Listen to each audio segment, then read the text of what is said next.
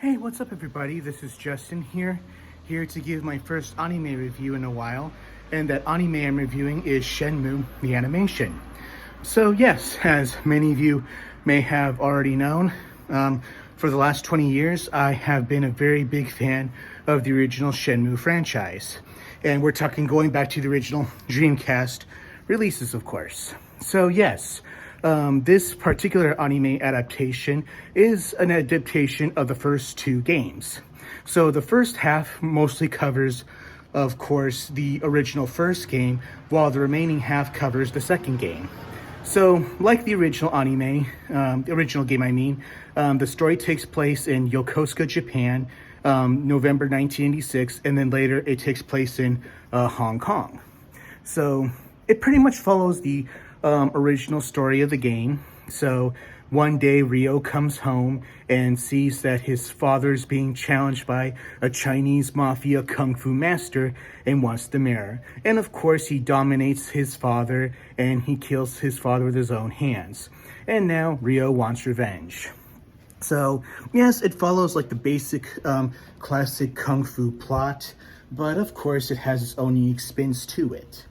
But yeah, in general, it does follow the original story, but with a lot of its own unique takes. So, for example, it explores the secondary characters very, very well. I really like how it further goes into depth with Ryo's relationship with Nozomi, for example. You get to see them, laughing together. And in the original game, you never see Ryo laugh, and it was really nice to see Ryo laugh in the first two episodes or so. And you also get more exploration with Goto. Like, why does he want to help Ryo on his quest? Rather than just, hey, he got his ass kicked and, he admits that Ryo's the better man. But you kind of see why he looks up to Ryo in the anime, which was never really in the original game. And of course, it kind of goes back to his relationship with Mai as well. And I also love how they also give more development or exploration to Joy, such as more with her background. And I also love how they further explore the relationship between Master Chen and his son Guizhong. I thought they put a really unique spin to that relationship as well, and to them as individuals. And I also really enjoyed what they did with Wong and Ren. You see that, like, hey, Wong wants to become, a serious man, and he wants to make a legitimate living. And Ren, he's still the same old Ren, but the anime does a very good job at the end of showing how much he learns to care for Ryo. While in the game, it's kind of more hinted. But other than that, you're getting something pretty excellent. Do I think some things could have been better? Honestly, yes, but I don't want to get into spoilers. But the only noble thing is I wish they could have explored the relationship or the interactions between Ryo and Shenhua a little more. What I really loved about that relationship in the original games is how they talk about, their lifestyles. Like, okay, what's life like here in Bailu Village? And then how does it compare to life in Yokosuka? I really miss those interactions, and I think that's the heart and soul of the relationship between Ryo and Shenhua, just sharing their cultures. But I'm sure if the Shenmue were to get a second season as an anime, I think that's one of the important things they have to do in order to really capture that essence, in my personal opinion. So yes, the animation itself, it's really, really wonderful. I really love how they do the action.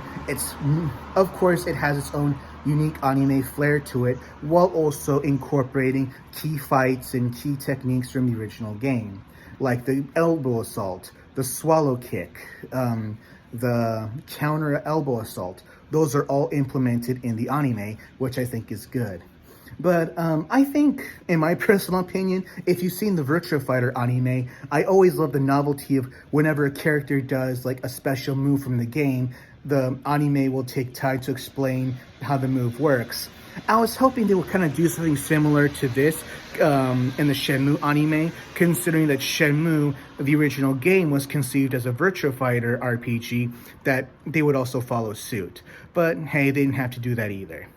But I think the only improvement I would ask for in a second season is to use better angles. Like, for example, when Goro first tries to punch Ryo, it's from a back angle, and I think it should have been done from a side angle just to see how wide that Goro misses and how well Ryo dodges that haymaker.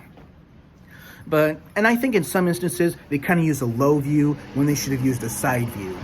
To me, side views are best for action. I mean, if you've seen this video on YouTube about this guy who explains Jackie Chan movies, he explains the uses of angles very well. And I feel like if anime can learn from this, then you're going to make really, really excellent action scenes, in my opinion.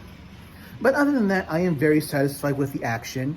I really love how they brought in certain characters, like Bai Hu. I really loved how the anime does that fight, even though it's executed differently from the original game. I also love how they do the fight with Donyu. I also love how they do the street fights, and when he fights the sailors and so on. So yes, if you're a fan of action, you really want true martial arts action, no power-ups, no key attacks, then Shenmue is just the right anime for you.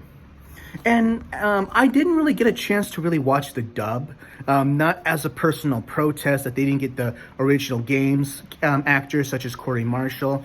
It's just that I didn't really have the time to watch it.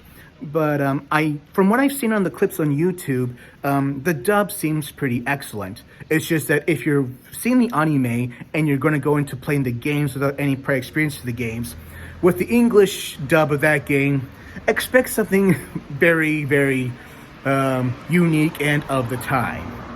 But when I have the chance, I will watch the dub of Shenmue. With the Japanese, you're getting some cast members back, most notably Masaya Matsukaze as the voice of Ryo, and not Hayato Sakurai. I know his last name was Sakurai, but I forgot his first name. He's playing Londi again. And the voices, Haruka Terui, who plays Shenhua in Shenmue 3, is also playing Shenhua in this anime. And the guy they got for Ren for Shenmue 3, he's also back for this anime as well. So the Japanese voice cast does a good job, even with some of the replacements. Most notably for Guizhong and Joy, they sound like the original cast members from the original Japanese version. But what I really miss about when they brought in the sailors was, in the original Japanese version, some of the sailors were actually played by foreign voice actors, and they spoke Japanese with very, very broken accents. And I kind of miss that they didn't really explore that aspect in the anime, where they really spoke with very, very, very broken accents, while it's kind of toned down for the anime. But other than that, I really love the voice acting. Though I do miss Kumiko Watanabe as the voice of Wong, who they got for the voice of Wong. They make him sound like a teen. I'm guessing they're making Wong a teenager, or at least a preteen. Maybe he barely hit puberty, but I think that performance worked. And I also know the person who played Londi in the original Japanese version. He also played Goro and Yuan in the Japanese versions of the original games, and I'm surprised they didn't use his voice for those characters as well. But the music, of course they used the original Shenmue theme in some parts of the anime. Like, they used certain upbeat tempo versions of the original theme in the action sequences. Though I think they could have used a lot more tracks from the original game as well, but the soundtrack works in its own way.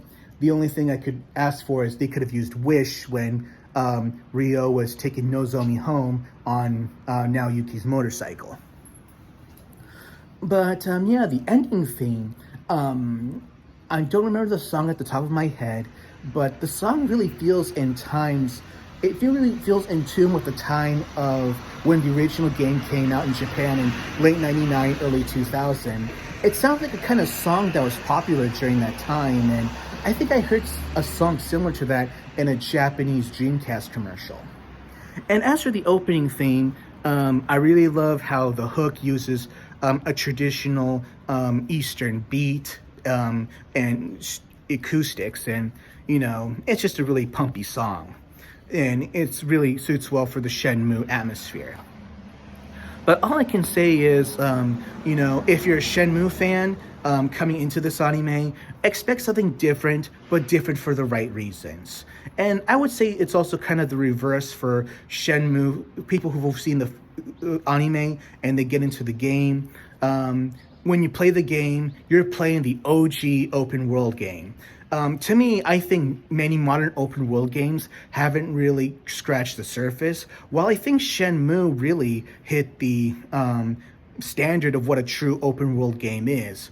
Though, the way I look at open world games today, they may be wide as the Pacific Ocean for all I know, or the Seven Seas as a whole, but they kind of feel deep as a puddle.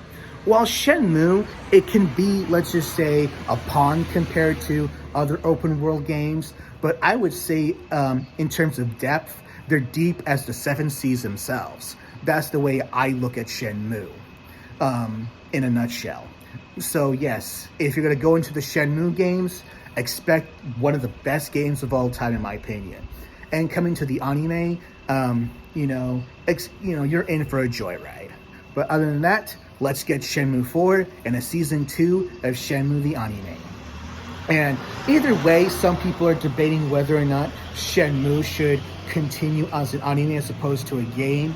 I'm not saying I'm opposed to that idea, but you're just losing so much of it, in my opinion. For example, the interactivity, the exploration, learning the martial arts. There's just so much that Shenmue, the QTEs, there's just so much that the original game has to offer, and Shenmue as a whole, as a game, has so much to offer. So personally, I would prefer to see the series continue as a game, but also get an anime.